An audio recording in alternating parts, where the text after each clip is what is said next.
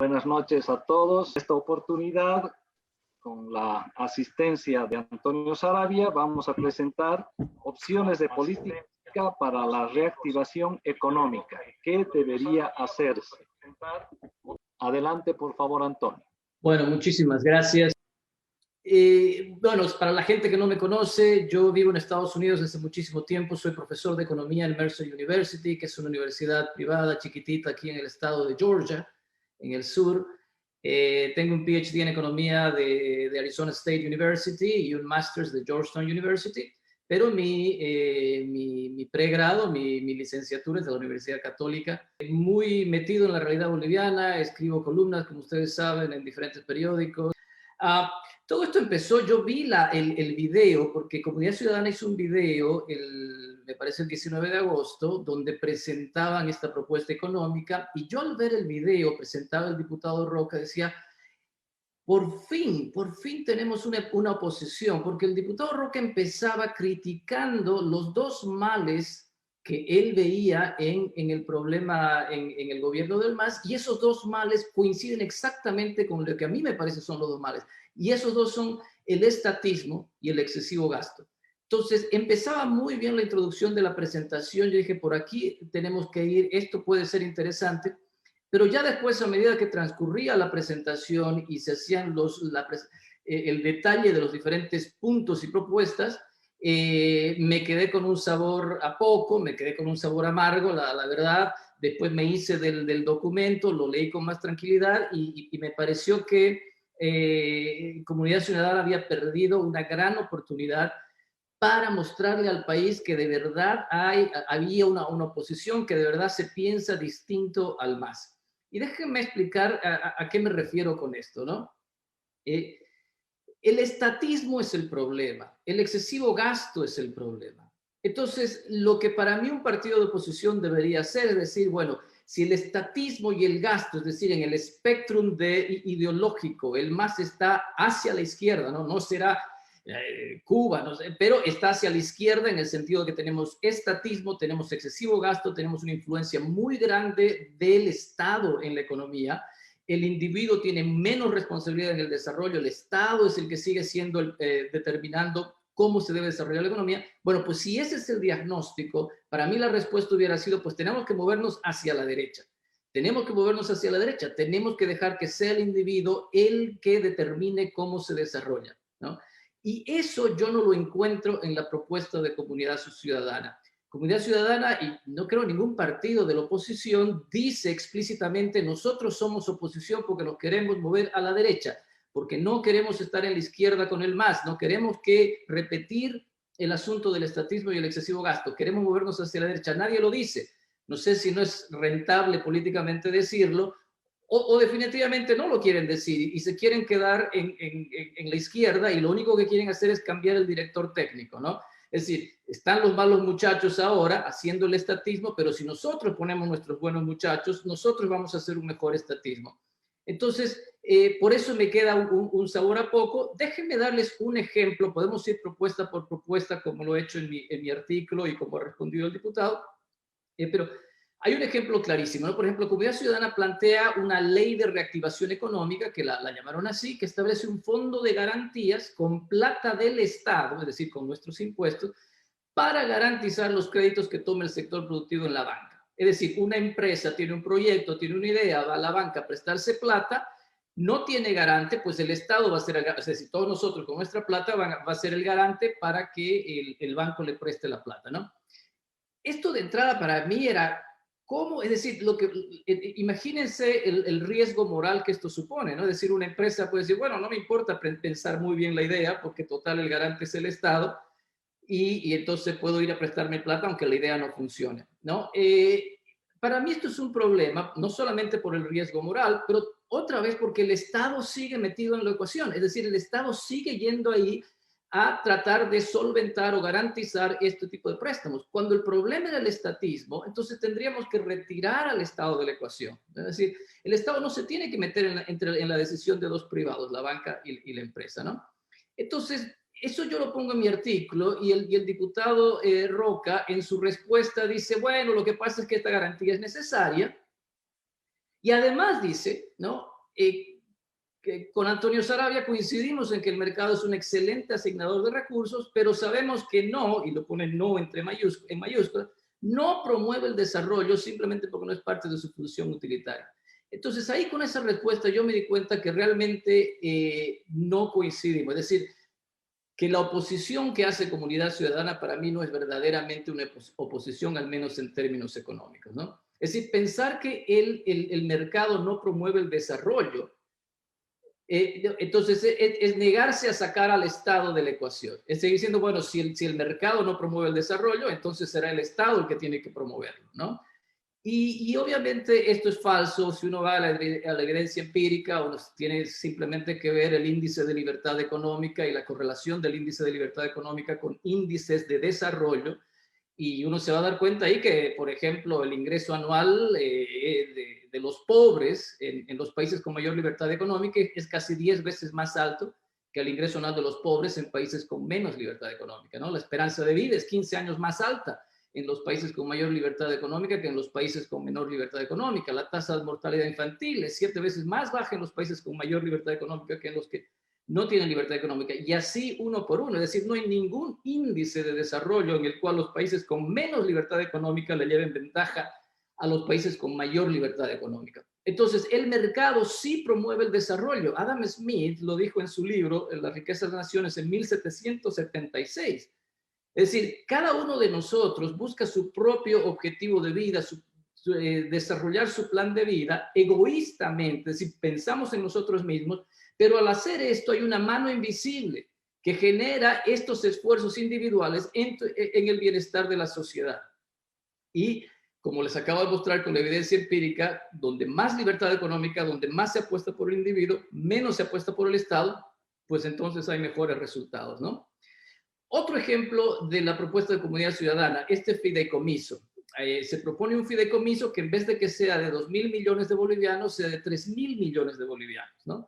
Y otra vez, la idea es que este fideicomiso sea manejado por municipios y gobernaciones, es decir, que vayan más de nuestros impuestos a esos municipios y esas gobernaciones para que estos municipios y gobernaciones inyecten esa plata en la economía. Es decir, otra vez el Estado es el que está a cargo de hacer esta inyección de inversión pública, etcétera, etcétera. Dice además el diputado que los municipios y las gobernaciones invierten mejor, pero sigue siendo el gobierno, seguimos con el estatismo.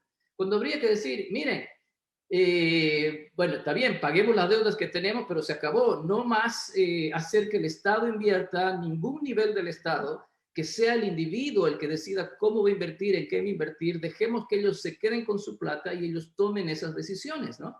Entonces, ahí me da, es la decepción de ver que el plan económico o la propuesta económica de nuestros partidos de oposición realmente no dan la talla porque terminan siendo más del estatismo del que venimos hablando, ¿no?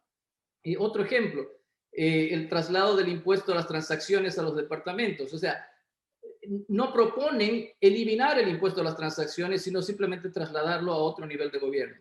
Sí proponen, y esto hay que decirlo, eliminar el impuesto a las transacciones financieras, eso es cierto, pero eso es mucho más chiquito, ¿no? Ese es 0.3%. Y sí proponen rebajar el IVA al 10%. Eso está muy bien, y ahí estamos de acuerdo, pero yo hubiera querido una cosa más agresiva aún. Es decir, ¿por qué el IVA del 13 al 10%? ¿Por qué no, por ejemplo, al 5%? ¿Ah? ¿Y qué pasa con el impuesto a las grandes fortunas? ¿Por qué no proponer eliminar eso que es realmente una pachotada del MAS? Es terrible lo que han hecho con el impuesto a las grandes fortunas, no porque es el monto, sino por la señal que eso significa a la gente que invierte y que gana plata, ¿no? Entonces, ahí para mí se queda muy corta esa propuesta de reducción de impuestos. Pero más allá, y podemos ir hablando de las AFPs después y de los otros, pero más allá de lo que encuentro yo en la propuesta, lo que me preocupa es lo que no encuentro en la propuesta, ¿no? Por ejemplo, si queremos de verdad eliminar el estatismo, lo primero que habría que hacer es reducir y eliminar todas esas regulaciones del mercado laboral.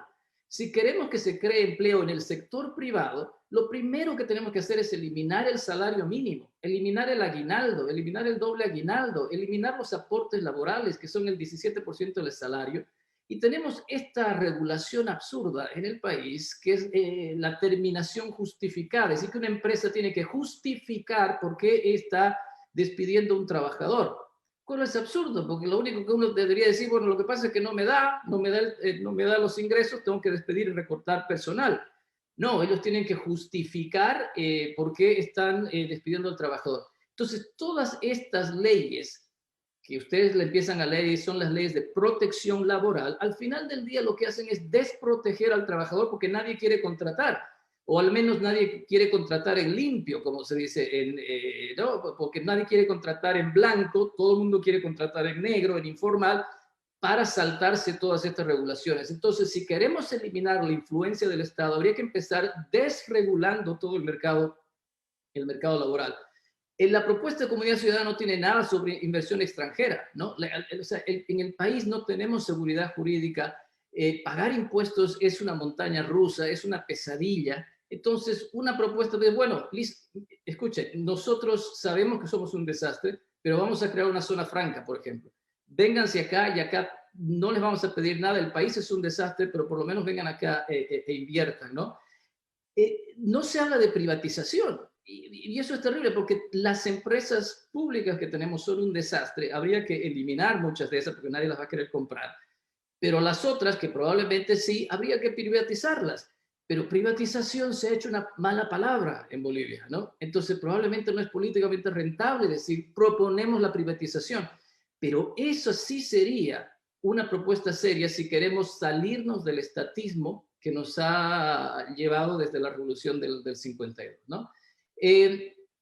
Comunidad Ciudadana, y lo acaba de decir el diputado, propone racionalizar el gasto. Es decir, otra vez, que los buenos muchachos sean los que hagan el gasto, no los malos muchachos. En vez de decir reduzcamos el gasto. Es decir, tenemos 17 ministerios, 53 viceministerios, casi 200 entidades dependientes de estos viceministerios, un montón de trabajadores públicos, ¿no? Está lleno La Paz de gente que trabaja en el Estado. Todo eso tendría que reducirse. Una propuesta seria debería decir, reducimos el número de ministerios a la mitad, el número de viceministerios a la mitad, etcétera, ¿no? Eso es realmente sacarnos el estatismo de la espalda. Fíjense que el déficit del 2020 estaba casi alrededor de 5.000 millones de dólares, es decir, 11% del PIB. ¿No? Esta es una carga brutal porque va subiendo la deuda pública, que ya estamos al 55% del PIB. En las épocas de los 90, cuando uno pasaba del 50% de deuda sobre el PIB, el FMI y el Banco Mundial ya te veían con mala cara y no te querían dar más plata, ¿no? Entonces ya hemos pasado ese threshold, esa barrera que determinaba si estabas viniendo bien o no con la deuda, ¿no? Es decir, fíjense, la partida de gastos y salarios, solo gastos y salarios del gobierno, está en 6.000 millones de dólares. Esto es casi el 20% del presupuesto, es 32% de los gastos corrientes y es 130% del déficit del 2020. Entonces ahí tienes una oportunidad tremenda para bajar esos gastos, reducir la burocracia, reducir la influencia del Estado en la economía, y esa realmente para mí sería una propuesta que se alejaría del paradigma reinante en este momento del MAS, ¿no? Bueno, como digo, podemos hablar de las devoluciones a las AFPs, podemos, que me parece una mala idea simplemente porque la gente se va a quedar sin plata en la vejez y ahí todos a temblar, ¿no? Porque salen ahí los jubilados y van a volver a pedir plata y va a ser el desastre de siempre. Pero bueno, no me quiero alargar. Esencialmente lo que yo quería hacer con mi crítica, y es una crítica, yo creo, espero constructiva, porque de verdad tenemos que empezar a pensar que nos tenemos que sacar al estatismo de la espalda, ¿no? Y para mí hay que hacer eso mucho más agresivamente, hay que reducir todas esas regulaciones, hay que reducir el gasto del gobierno, la burocracia, sacarnos todos esos ministerios.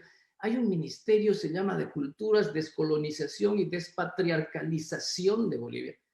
Es decir, eso es en inglés se llama una low hanging fruit. Eso tendría que estar en cualquier propuesta. Eliminamos esta cosa. Y bueno, y lo último que digo, pero no quiero extenderme, uno de los problemas en Bolivia y en Latinoamérica que yo veo es que cada vez que se analiza la economía, cada vez que se hacen propuestas, siempre el corto plazo es el que manda. Siempre están que nos queman las papas y tenemos que hacer algo urgente. Siempre es lo urgente, lo del corto plazo. Mi buena amiga Amparo Bolivian siempre dice, nos preocupamos siempre del corto plazo y el largo plazo nunca está. Y entonces hay que preocuparse a largo plazo. Por ejemplo, salud, educación. La salud, la educación pública nunca han sido buenas, ni van a ser buenas, porque otra vez el Estado es ineficiente por definición. Esta es una gran oportunidad para decir, señores del MAS, nosotros no pensamos como ustedes, nosotros necesitamos movernos hacia la privatización de la educación, hacia la privatización de la salud, con vouchers para ayudar a la gente que no pueda pagarlos, pero tenemos que radicalmente cambiar el modo en que educamos a la gente, en que la gente obtiene su salud. Si eso no lo hacemos, si no pensamos en el largo plazo, jamás vamos a salir de este círculo vicioso que es el subdesarrollo boliviano. Y por eso mi frustración, por eso mi decepción, por eso escribí la columna y por eso mi crítica, ¿no? Gracias, Antonio.